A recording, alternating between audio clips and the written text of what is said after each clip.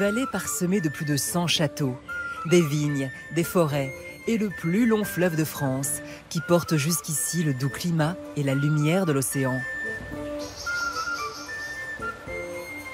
Nous sommes dans le Val-de-Loire, à 250 km de Paris. C'est pour s'éloigner de cette cité rebelle qu'au XVe siècle, pendant la guerre de Cent Ans, les rois de France se sont installés ici. Mais si le Val-de-Loire est mondialement connu, c'est grâce à un jeune roi aux ambitions impériales, François Ier. Peu après son couronnement en 1515, la victoire de Marignan lui permet d'ajouter le duché de Milan à son royaume, qui s'étend de Calais à Nice et concurrence celui du futur Charles Quint. Mais à l'aube du XVIe siècle, la France est encore très médiévale.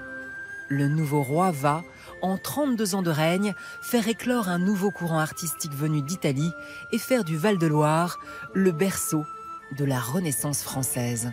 C'est lui qui va comprendre qu'il faut mettre en fait l'art au service du pouvoir et qui va donc prendre ce qui est à la mode, et ce qui est à la mode, c'est la Renaissance italienne. Le Val-de-Loire nous plonge dans une époque qui a bouleversé l'histoire de l'humanité. La fin du Moyen-Âge et les prémices de l'ère moderne.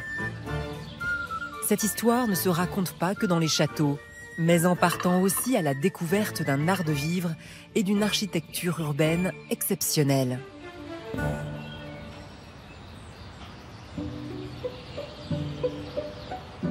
En 1515, lorsque François Ier accède au trône, Blois, comme Tours, Chinon ou Saumur avant elle, est la nouvelle cité royale. La cour, alors encore itinérante, y afflue pour être au plus près du roi.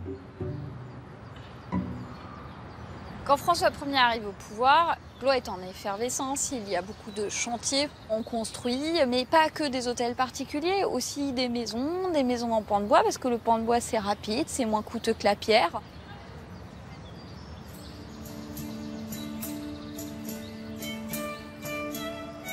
Dans Blois, il faut oser se perdre dans le dédale des ruelles sinueuses et ne pas hésiter à pousser quelques portes. Les hôtels particuliers y sont typiques des tout débuts du XVIe siècle. Des petites cours, des voûtes d'ogives et des flamèches, comme sur les cathédrales. Mais à cet univers gothique, on superpose un nouveau vocabulaire architectural, on redécouvre les décors antiques. Ce faisant, la France va créer sa propre Renaissance.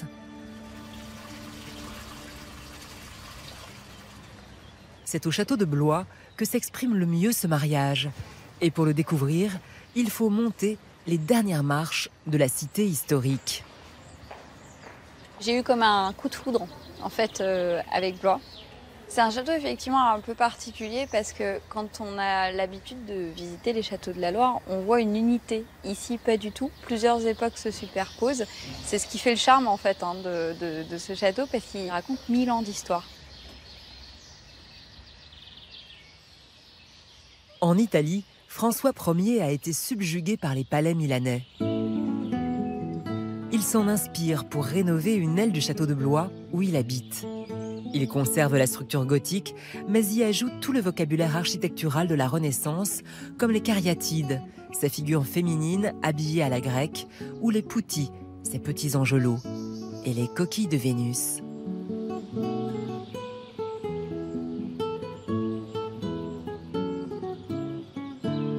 Mais ce château n'est pas encore assez beau, pas assez grand pour celui qu'on surnomme le nouveau Charlemagne.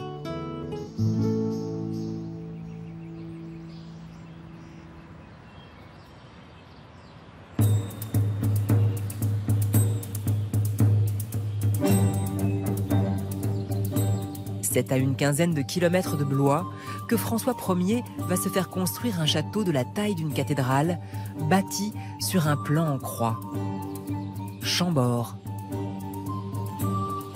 Et pour en percer les mystères, il faut chausser les lunettes de l'homme du XVIe siècle. Alors, le visiteur du XVIe siècle, il ne voit absolument pas ce que l'on voit aujourd'hui. Il faut imaginer qu'ici, c'est la désolation. C'est des marais de la brume, de la lande. Il y a un contraste violent entre le bâtiment qui est une espèce d'îlot paradisiaque au milieu d'un paysage qui est beaucoup plus proche de l'enfer. Ça renvoie à une image qui est bien connue et qui va sauter aux yeux des gens à l'époque, c'est la vision de Saint Jean dans l'île de Patmos, cette Jérusalem céleste qui descend des cieux au milieu d'une terre complètement dévastée. En entrant dans le château, les invités du roi vont aller de surprise en surprise. L'escalier, habituellement à l'extérieur, comme à Blois, est ici à l'intérieur, et c'est même le centre de gravité de l'édifice. C'est en fait un escalier à double hélice qui s'enroule autour d'un même axe. Une prouesse qui pourrait bien être la marque de Léonard de Vinci. Pour le premier venu au XVIe siècle, c'est l'image du jardin d'Éden, avec l'arbre du paradis qu'on représente habituellement sous la forme de 2 troncs et les 4 bras du fleuve qui irrigue les 4 parties du monde. Ça fait partie des images que ces gens-là ont en tête. Pour les plus lettrés des invités de François Ier, cet escalier peut aussi évoquer l'axe du monde à la croisée des points cardinaux, la cosmologie de Platon que la Renaissance redécouvre à l'époque. Il est fait pour que le visiteur y projette ce qu'il a en tête. Aujourd'hui, on y voit souvent la double hélice d'un brin d'ADN. Les emblèmes royaux sont eux aussi polysémiques. La salamandre, animal invincible, comme le roi, crache des flammes purificatrices ou éteint de quelques gouttes le mauvais feu. Cette polysémie, issue d'un monde qui communique par les images, ne sera jamais aussi riche qu'à Chambord, le premier des 11 châteaux construits ou remaniés par François Ier. En fait, ici, tout est symbolique. On est parti en bas d'une image du paradis terrestre, premier livre de la Bible. On va quitter symboliquement le monde terrestre, passer dans le monde céleste, et on va arriver au-dessus dans une image assez explicite de la Jérusalem céleste. En haut de l'escalier, on débouche sur la terrasse du château, où l'on peut déambuler entre des petites tours richement décorées. Une évocation assez claire, d'un petit village, avec des bâtiments comme des maisons, des espaces pour circuler comme des rues, même quelque chose qui ressemble à une place centrale. Donc une image vraiment explicite pour quelqu'un du XVIe siècle, d'une cité perchée dans le ciel, donc de la Jérusalem céleste en fait.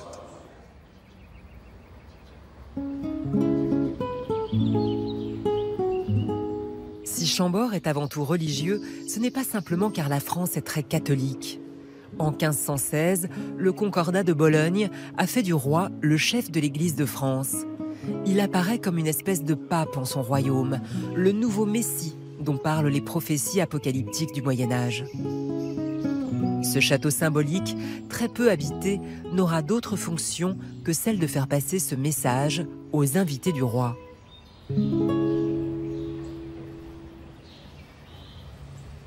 D'autres lieux du Val-de-Loire accueilleront les plaisirs du roi. Grand amateur d'art, il fait venir d'Italie des artistes, musiciens, poètes, danseurs, architectes, peintres, à qui il offre des rentes généreuses.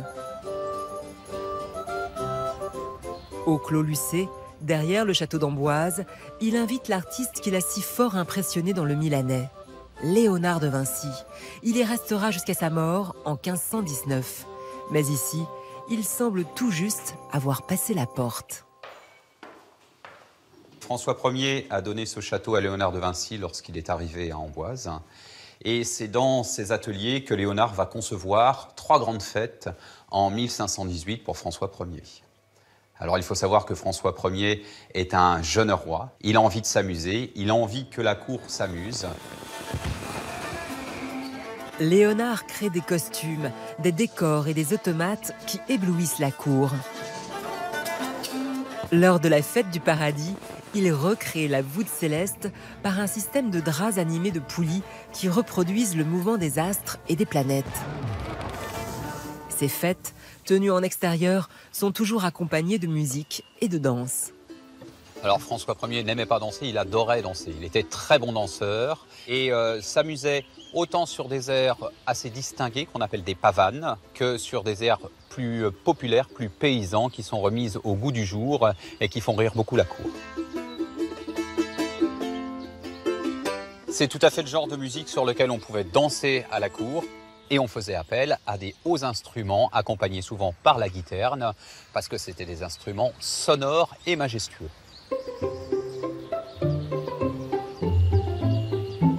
Aujourd'hui, les jardins du Clos Lucé offrent un parcours de découverte des œuvres du peintre, mais aussi des inventions de l'ingénieur et architecte de génie, comme ce char de guerre. Et dans le potager, où Léonard, apparemment devenu végétarien avec l'âge, aimait venir s'inspirer de la nature, on croit souvent aujourd'hui un authentique maître-queux du XVIe siècle. À l'auberge du prieuré du Clos Lucé, il recrée la cuisine de la Renaissance, qui voit l'émergence de la gastronomie française et des arts de la table.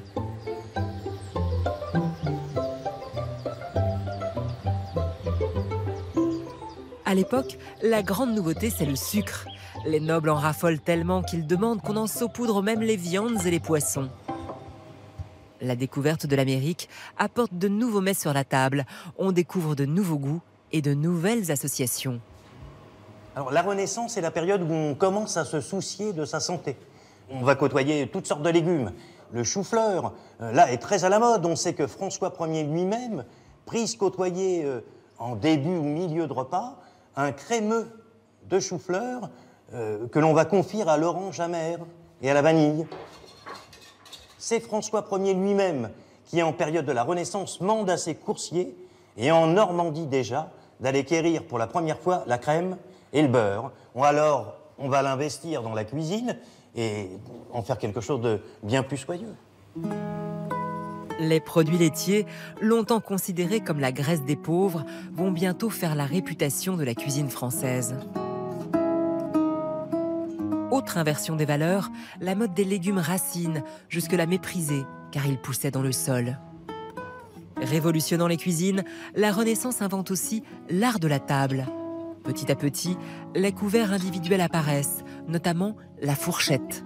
C'est à cette époque que la simple planche qui sert à dresser la table est remplacée par un véritable meuble. C'est en période de la Renaissance que l'on écrit le premier traité, comme il faut se bien tenir à table. Et c'est Erasme, humaniste hollandais, qui justement écrit ce premier traité. On ne mettra plus jamais ses mains, ici, là, en dessous de la table. On se tient de les avoir toujours disposées sur la table. On ne s'essuiera plus jamais la bouche sur le revers de sa manche. On usera des serviettes pour le faire. Dans les banquets qui rivalisent de faste, la bonne tenue est le nouveau facteur de distinction sociale. La table va devenir l'une des expressions favorites du pouvoir, un terrain de jeu et de compétition. Qu'il s'agisse d'architecture, de culture ou d'art de vivre, le court règne de François Ier va faire du Val-de-Loire le berceau du bon goût. Un raffinement qui s'est exporté dans tout le royaume et qui fait toujours la renommée de la France.